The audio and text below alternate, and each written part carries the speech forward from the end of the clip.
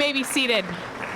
I know you've already been welcomed quite a few times throughout orientation, but we are not short with hospitality here. So welcome, Endicott College class of 2017, to your convocation ceremony. My name is Lindsay James. We've met earlier. I am the chaplain here at Endicott College, and I just wanted to begin the ceremony with a few words from a Pulitzer Prize-winning poet and author, Annie Dillard. Now, Annie Dillard says that when it comes to flying, you've got to jump off of cliffs all the time and build your wings on the way down. When it comes to flying, you've got to jump off of cliffs all the time and build your wings on the way down. Now, another author by the name of Douglas Adams, in a similar vein, although a little bit more humorous vein, he says this: "The knack of flying is learning how to throw yourself at the ground and miss." We're going to put an emphasis on miss there, just for liability reasons. The knack of flying is learning how to throw yourself at the ground and miss. Now, the reason I wanted to share these two quotes with you today is because I believe that these quotes embody what your academic experience and your experience here at Endicott College will be about over the next 4 years. A lot of jumping. Today, Convocation marks the day where you stand at the cliff of your academic career, ready to jump. And so this is what I wanted to do for you. I wanted to share my prayer as your chaplain for you as you begin to jump. So this is my prayer for you, Endicott College class of 2017. May you have the courage to jump at every opportunity, the stamina to take seriously the task of building your wings, the curiosity to discover a new world before you, in the classroom, on the beaches, inside of yourself, a new world just before you, and the strength to dig down deep, to challenge yourself, to question your assumptions, to move beyond the status quo, and most importantly, may you have the wisdom to wildly search after purpose and meaning in your life. I ask this prayer in the name of all that is sacred and holy and good and just. Amen. With that, we begin our convocation ceremony, and it is with my great pleasure to introduce to you your student body president, Rob Zarella.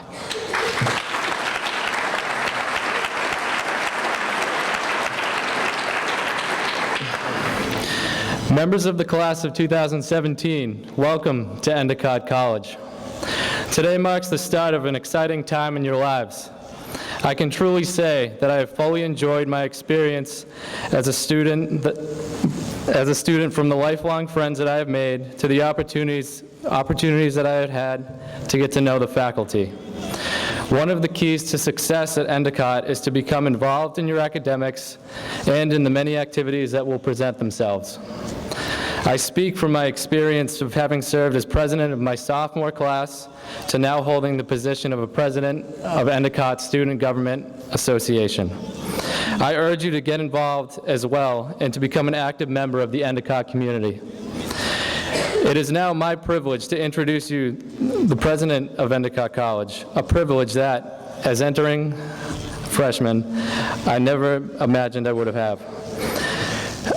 What first attracted me to Endicott was the college's reputation and beautiful landscape.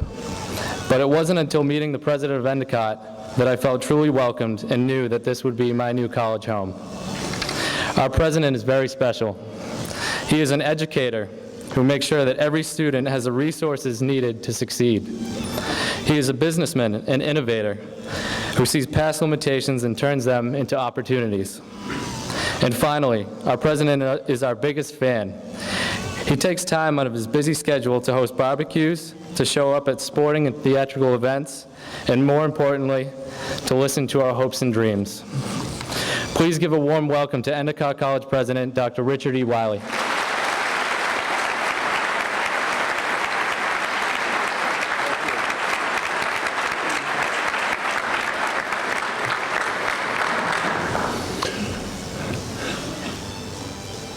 It is an honor to have you here today and to begin the academic year with Convocation.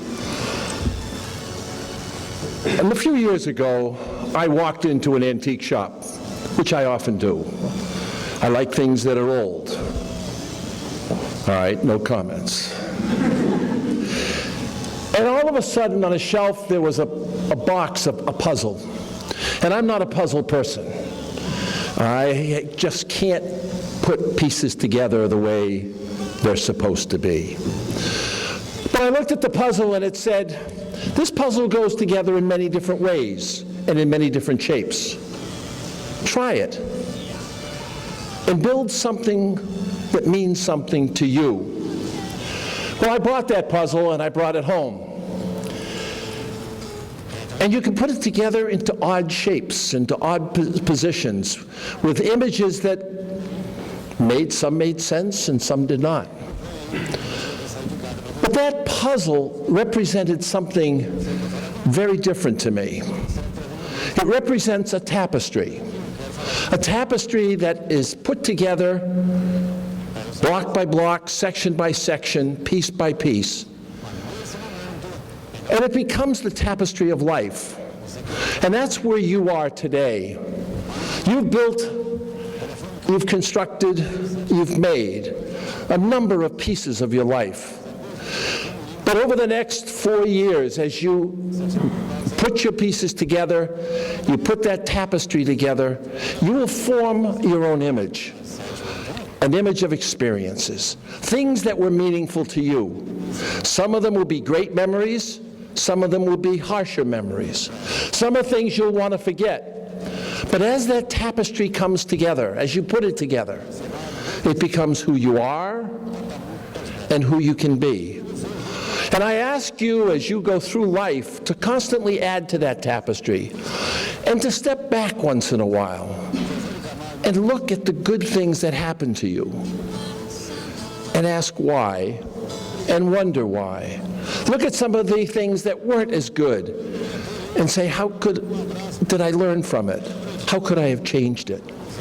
So when you reach a certain age in life, you can hang that tapestry on the wall and you will see yourself, every bit and every piece of you.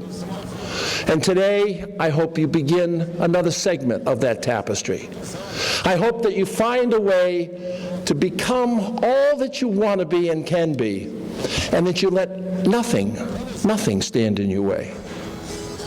So today, I welcome you to Convocation, the first and the beginning of your academic experience. Now, I've spoken to you as a president, and right now I would like to speak to you as a father, a grandfather, a great-grandfather. There's a tragedy going on, and it's called Molly's. The fourth person died today from overuse of these drugs. There are 3 other people in the hospital who may not make it. Again, as a father and as a grandfather, I ask you to be careful, to know that there are things out there that can cause you tremendous harm. And I urge you to be just as careful as you can be. And if you find that there's a problem and you know of the problem, we're here to help. Take care of yourselves. And that's spoken as a man who cares very deeply about each and every one of you. So it is an honor to welcome you here today, to ask you to build your tapestry, but to protect that tapestry against things that can harm it. At this time, I would like to introduce Thomas Redmond, the Vice President for Admissions and Financial Aid, the person that you probably have had such great contact with over the years, and his staff. It is an honor and a privilege to introduce to you Mr. Thomas Redmond.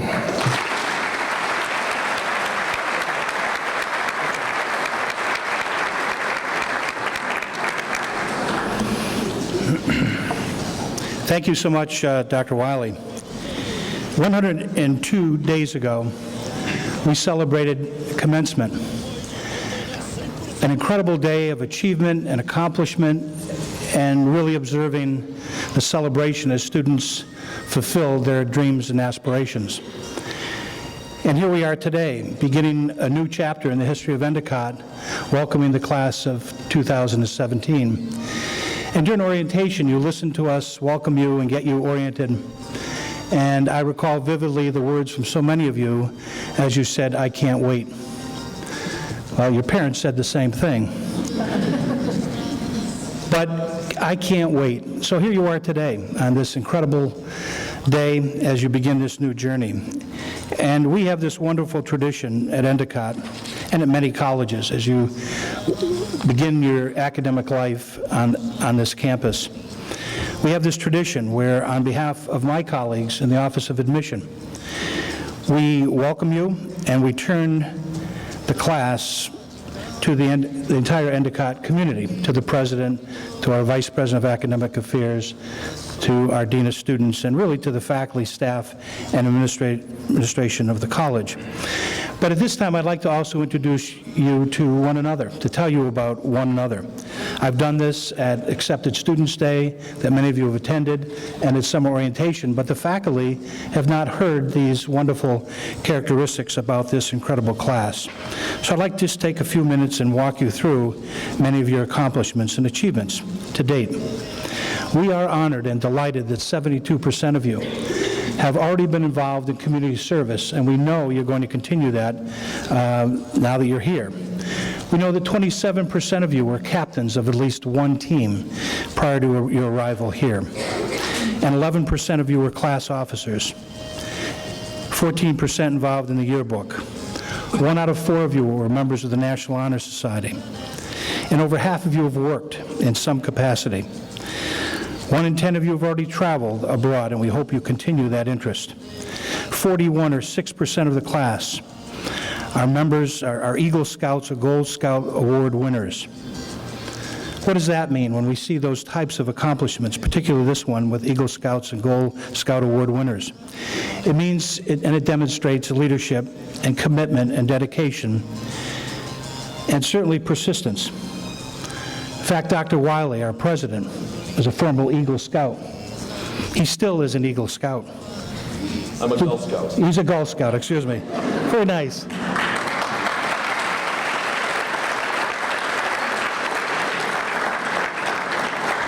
Always thinking, Dr. Wiley, always. 15% of you were involved in drama. 13% play a band or an instrument. 11% involved in the chorus. Incredible accomplishments. You were selected, this class, some 530 of you or so, out of 4,000 candidates for admission, applications for admission. The average SATs that you present are close to 1070. Actually, the women outdid the young men in the class by 8 points on the verbal. The men outdid the women on the math. But the women got even on the GPAs, which averaged 3.4, and the men came in with 3.0s. So when all was said and done, you're equal, to say the very least, but tremendous accomplishments. We are 51% of you graduated in the top third of your class, and close to 90% in the top half of your class. 152 of you are receiving AP credit. You know what AP is. It's rigor, it's a challenge, and it's to your credit to have accomplished that. 98% of the class are residing here on campus, and we have a number of valedictorians and salutatorians. You are involved, about to embark on your academic adventure, 7% in the School of Visual and Performing Arts, 26% in the School of Arts and Sciences, 20% in the School of Business, 7% in Communications, 9% in Education, 7% in Nursing, 8% in Hospitality Management, and finally 16% in the School of Sports Science and Fitness. You represent 24 states and 9 countries. And to give you a sense of some of those countries, you represent Aruba in Canada, Jordan, Mexico, Mongolia, Panama, Singapore, Switzerland, and Taiwan. I'm constantly encouraging young people from America to reach out to your fellow citizens of the world. Imagine yourself being a U.S. student, and imagine yourself going to one of these places. How are you greeted? How are you welcomed? So reach out to your fellow citizens of the world. Other states represented beyond New England: for a total of 24, Arizona, California, Colorado, Florida, Georgia, Illinois, Indiana, Kansas, Maryland, Michigan, North Carolina, New Jersey, New York, Ohio, Oregon, Pennsylvania, Rhode Island, Texas, and Virginia. Some individual characteristics about you. One of you is in the process of completing her first novel. One worked on President Obama's re-election campaign in New Hampshire. We have a Boston Bruins fan, and someone who twice completed the Newport Bermuda Ocean Race. A number of you have had perfect attendance since kindergarten. One of you performed over, that's good, that's a good thing, and the faculty like that, because you don't get to play unless you're there, so you can't win unless you show up, so very important. We have someone who bungee jumped into a gorge in Nepal, someone who competed in the World Championship Irish Step Dancer competition, someone who has 5 black belts, someone who started his own seafood business, catching and selling to local markets. We have someone who attended the London Olympics opening ceremony, someone who has a 5 handicap in golf. We have a 4 sports athlete, someone who rebuilt a church in New Orleans after Hurricane Katrina, someone played in a soccer tournament in Italy, and someone is fluent in English and Norwegian and Latin. Someone is published in 17 magazines. Someone is fluent in 3 languages. We have 2 New York Yankee fans. and maybe a few more, I apologize. 73% of you are Boston Red Sox fans.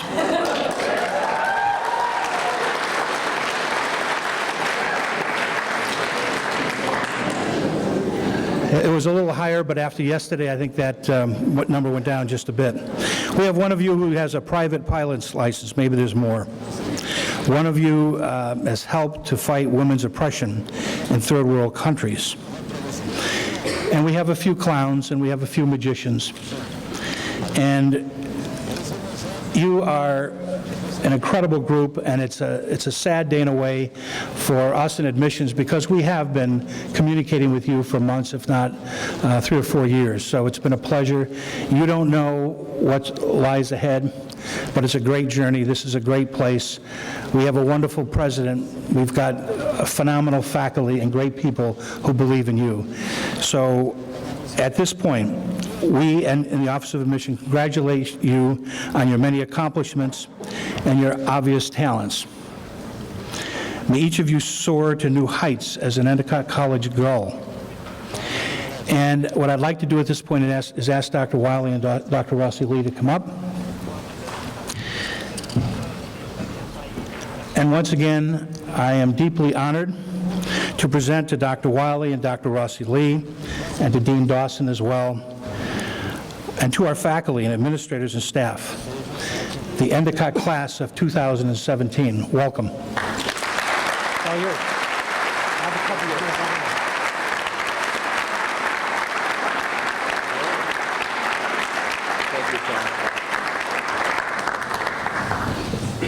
And a personal welcome to all of you. This convocation brings to a close the orientation program that began back in July and celebrates your official entry into the academic community here at Endicott College. Whether you're just beginning your academic careers as members of the class of 2017, or you're transfer students who come with experiences from other institutions, we welcome you. My role today, as stated in the program, is to issue the academic charge. Part of that charge, as you might guess, involves urging you to work hard, to pass all of your courses with the highest grades possible, and to fulfill your graduation requirements in a timely way. While these are certainly concrete markers of your success as college students, there is a richer and sometimes hidden path to success as well. That path involves discovering and drawing on your unique backgrounds and personal strengths, while at the same time meeting the challenges and opportunities that are put before you with an open mind. Those opportunities don't always come neatly packaged. They often present themselves as detours along the safe and linear path that you might have mapped for yourself. That detour might be as simple as taking a course outside your major, not just for the credits, not just for the grade, but for the experience of delving into unfamiliar subject matter that sparked your curiosity. Or the detour might be as daring as studying or interning in a part of the world where the language, the lifestyle, and customs are far different from those of your hometown. As college students, you have the luxury of nurturing your curiosity and imagination, of taking advantage of opportunities that might challenge your views and prejudices, to give you a new perspective on yourself, the values you hold, and the complex world around you. As most of you probably discovered as you began meeting with your advisors, the faculty are ready to assist you in your transition to college life. They're prepared to challenge you with ideas, with opportunities for extensive reading, writing, research, and discussion. They're ready to mentor you as you explore areas of personal and professional interest. In return for our commitment to your learning, our hope is that you will not shy away from the challenges and opportunities that Endicott offers, and that you'll work with us in building an intellectually engaged community, both in and outside the classroom. And so in closing, my charge to each one of you as a new member of this academic community is to shape a course for yourself that doesn't shortchange your abilities or dreams, that guards against passivity, that opens the doors to new ventures, and most importantly, that is guided by imagination. My best to all of you, class of 2017, as we begin this academic year together. Thank you.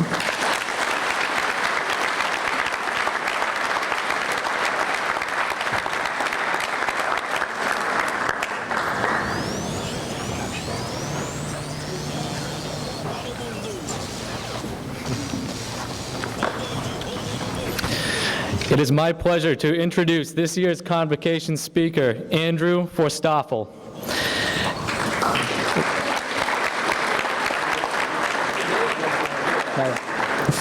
Andrew graduated from Middlebury College in May 2011 with a degree in environmental studies. After losing his job working on a lobster boat, Andrew took an unconventional path. He set out from Chadds Ford, Pennsylvania, and began walking across the country, interviewing people along the way, asking them what advice they would share with their 23-year-old selves. He walked for 11 months, covering 4,000 miles in 15 states, until he reached Moon Bay, California, with 85 hours of taped interviews. Andrew moved to Woods Hole, Massachusetts to co-produce a radio essay based on his interviews. He appeared on transcom.org and was featured on This American Life with Ira Glass. He is currently working on a book to share his experiences and personal stories and the advice that he received from hundreds of Americans in all the walks of life. Please join me in welcoming Andrew Forstoffel.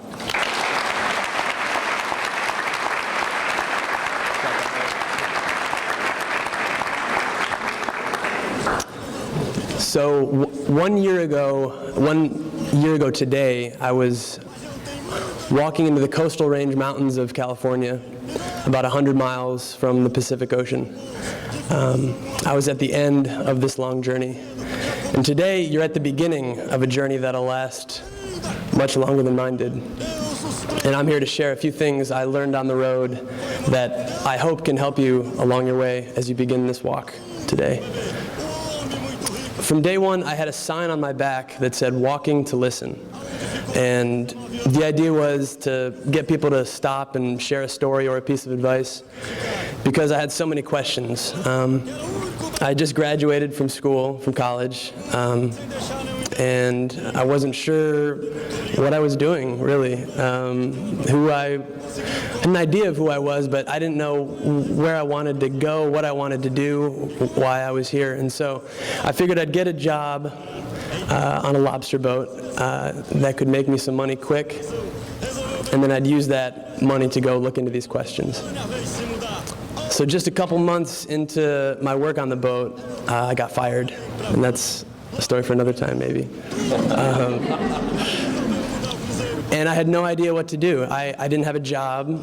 I didn't have a whole lot of money saved up. I didn't have a plan.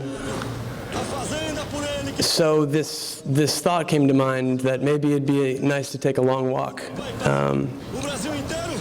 And that's where the walking and listening came to be. And these two words ended up becoming really big teachers for me throughout the whole year.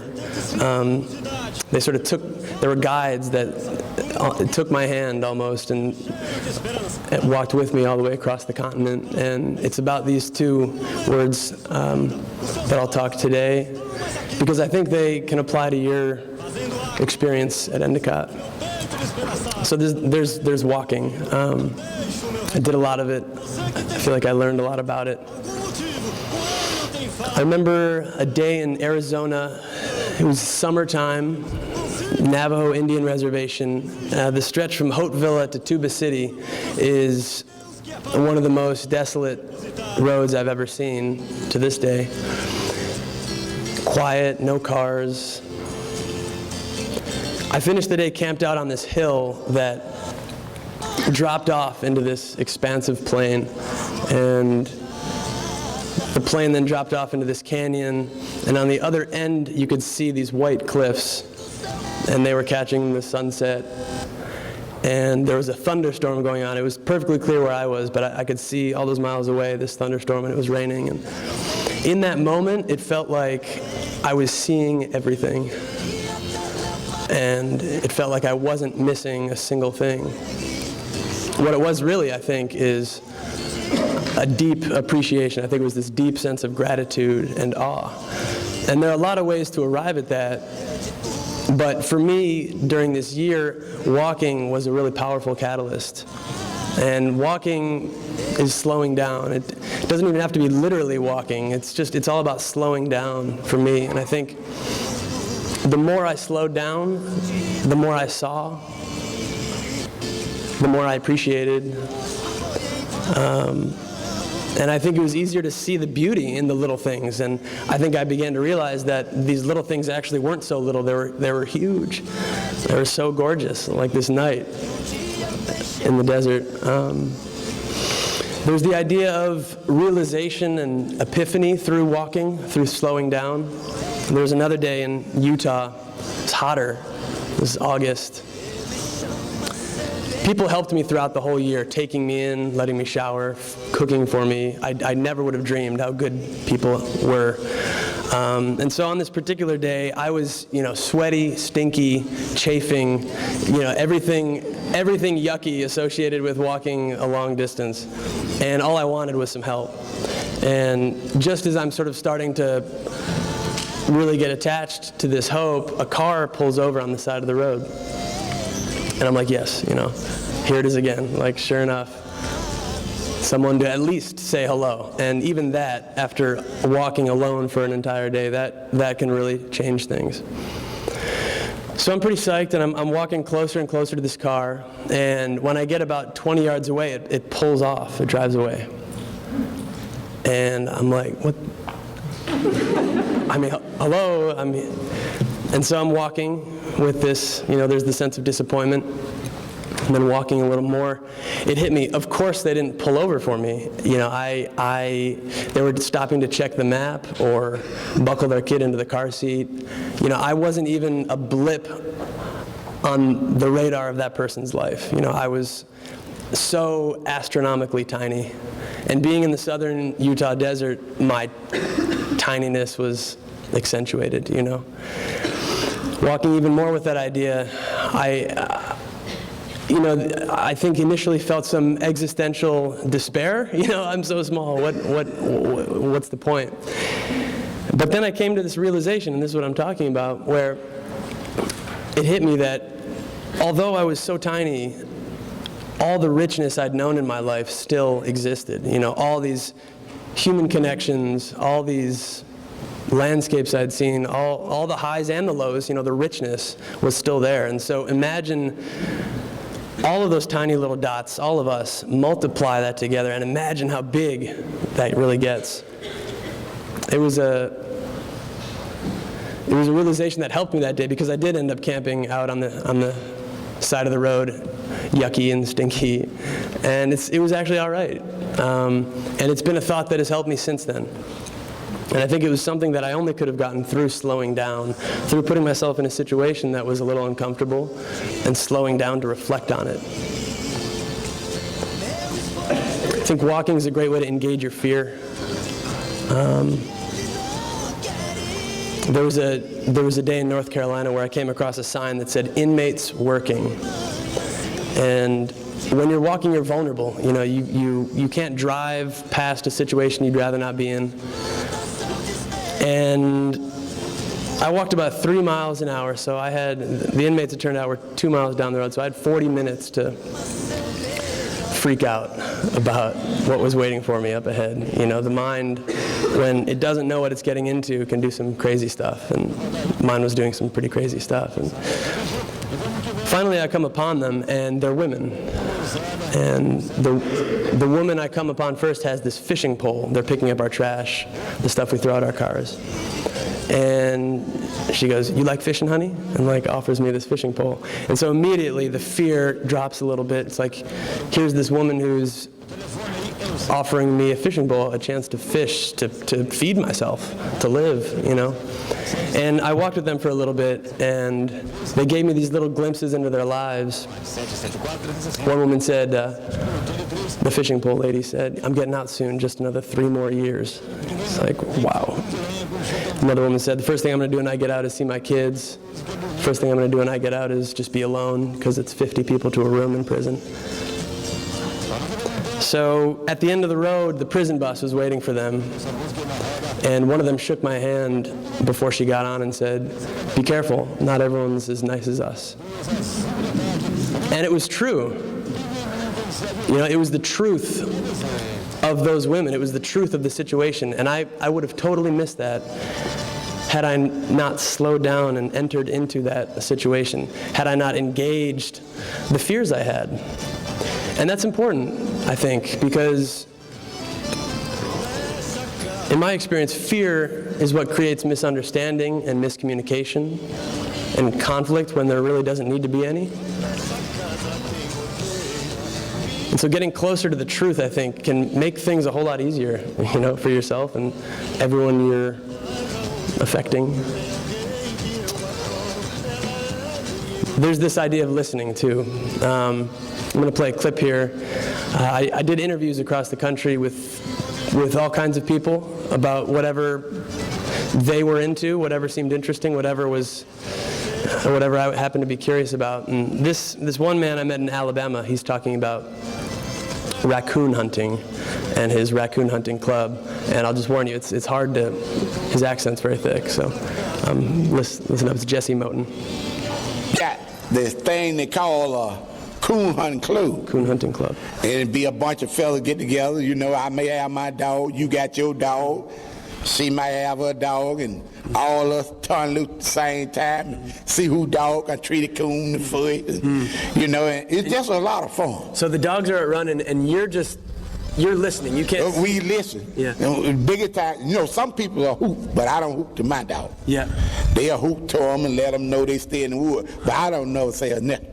Wow. Till my dog tree, and when he tree, then I'll go to him. When he trees it, he barks a certain way? He might bark on track like ooh, ooh, but when he tree, you have ooh, oh, you know, he do something like that, and you know he tree. Man, it's a lot of fun. That's Jesse Moten. To listen is to do a lot of things, and one of the most important, I think, is to delight. To really listen to somebody is to delight in them. You know, that clip, whether you could understand it or not, is just fun. I love listening to him talk about his passion, his love, his dog. I love listening to his accent. It's so different from what I'm accustomed to. And it's to delight in this person, in what this person knows. You know, the world has so many experiences to offer, and inevitably I'll never be able to experience all of them. So to vicariously experience raccoon hunting with Jesse, I feel like a more full human being. And in the process, there's this celebration of this man in front of me, you know, to celebrate someone, to affirm them in who they are. You know, it's saying, I see you, you know, I hear you, I'm listening, you know, thank you for what you're doing. Whether it's about raccoon hunting or whatever, you know, it's to celebrate who we are, and we need that, I think. A lot of people wanted to share their stories with me. Sometimes I didn't even have to ask. I had the sign. Sometimes people would say, walking to listen, what does that mean? I'm walking across the country listening to people's stories. Hey man, let me pull over. You got 10 minutes? You know, like people want to share. And it's a pleasure and an honor to listen, to receive that, to celebrate. There's also this idea of empathy through listening. People warned me about walking through New Orleans, and I was a little nervous about it. And the day before I got into town, I was on the outskirts, and right at the end of the day, this man shouted out to me from across the road, "Hey, what are you know, go ahead." So I crossed the road to get over to him, and he goes, "What are you doing?" So I told him what I was doing. He goes, "Oh, so you're from Pennsylvania, so you're a damn Yankee. Pure damn Yankee, Pennsylvania." I was like, "Yeah, I'm a Yankee." You know, I'd been in the Deep South for a while. I thought it was a joke, but it wasn't a joke with this guy. Because he goes, "Well, that's neutral ground you're standing on right there, but as soon as you come onto my lawn, that's my territory." And this guy had wild hair, and you know, something was clearly not right. And so I was like, all right, I made it this far. I'm not about to get killed by this crazy person. So I started to walk away, and he goes, "Hey, you like beer?" And I do. So I said, "Yeah, I do." And he goes, "You want one?"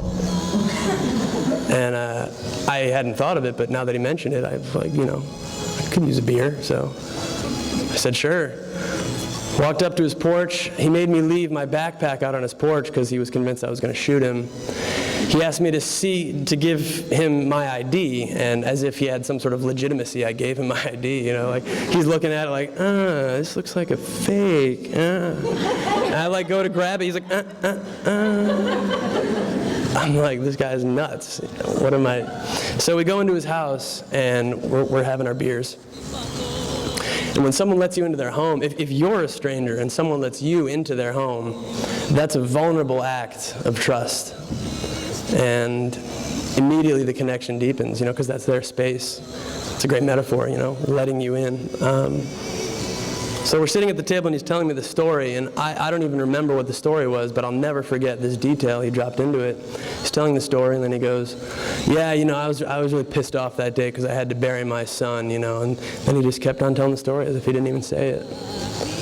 And immediately, you know, when you first see someone, the vision of them is this pinprick little view, and the more you hear and listen, and the bigger that gets, the bigger that window into who they are gets. And that's what happened for me in that moment with that guy. And understanding that little detail, I couldn't help but feel something like empathy toward him, something like love. You know, okay, that explains this, you know, at least partly explains why you kind of act like a crazy man, you know. And I couldn't be uncomfortable anymore, you know. My heart went out to him. How can you hate that which you understand, you know, truly understand? I'll say one more thing about listening, and then I'll close up. I think one of the most important things, maybe the most important thing I learned about listening is that it's learning. So I'll play this clip. It's Otho Rogers, an old cowboy preacher from New Mexico. Enjoy. You know, being an old man, an older man. Thank you. I've been an older man. And looking back, you know, what's it like to look back? And, you know, you were saying before, you know, you can't do some of the things you used to be able to do. Oh, yeah, it breaks my heart, too. to put your foot up in the stirrup and just step up on a horse, I can't do that anymore. And it's embarrassing to go lead a horse to a fence and get up on the fence and get on the horse. You know, I hate to give up my independence that way. Dependent upon a fence to get me on a horse, that's dumb. But I was satisfied doing what I did because I always tried to be the best hand in the pasture or the best hand in the pen. I could do the work, and I could pick sick cattle, and I could doctor them. But as far as wishing I could do it again, sure I do. I wish I didn't get old. I wish my body would do what I tell it to. Yeah. And the reason I ask is because, you know, God willing, I'll be there someday too. I don't understand. An older man. So and right get now, all the best you can out of your youth, out of your strength of your body and your mind, while you got the time. Because it hadn't been, I don't know, day before yesterday or something, I was in my 20s. So I'll be the first to admit that I don't know most everything there is to know. You know, I'm a young person. I'm a single person. You know, a single human being. One person can only know so much. So why not tap into that abundance of teachers surrounding me? Because everyone, in some way, has something to share that I can grow from. I really believe that. That's the way I saw it on this walk. Something that can help me transcend into someone a little more me, maybe. I'm standing on the shoulders of giants, you know. I'm standing on Otho's shoulders. Older people especially have these hard-earned experiences. And when my turn comes, I don't need to reinvent the wheel. You know, there's so many resources, and in listening, in learning, when those hard times come for me, maybe I'll be able to navigate that a little more gracefully, a little more easily. So I hope all these things can apply to you in your walk. On September 8th, I did reach the Pacific Ocean and finish the walk. And the challenge for me since then has been remembering that the walk never did end. The listening didn't end. It was always a metaphor anyways for what's constantly surrounding me right here and now. And I'd say that's a challenge for you guys right now too. You're at the beginning, and so it's new and it's exciting, maybe a little scary, maybe a little awkward, but you're feeling. You know, you're feeling intensely this new place and this new state of being, and so you're open and you're seeing. As the weeks and months go on, as you settle into the familiar and the routine, I think the challenge will be to remember that you're walking, you're listening, you know, stay awake. You don't have a 20 to 30 mile walk on the road each day to remind you that. Pay attention, you know. It'll be about accumulating knowledge. It'll be about growing these human relationships. I think above all, though, it'll be about learning yourself and this experience that yourself happens to be in the moment. It's way bigger than GPA and your career path. So remember, there's so much support. You're not alone. All you have to do is ask. Remember that because you're not alone, there's no need to be afraid. And above all, remember to keep walking, because it'll be over before you know it. Good luck.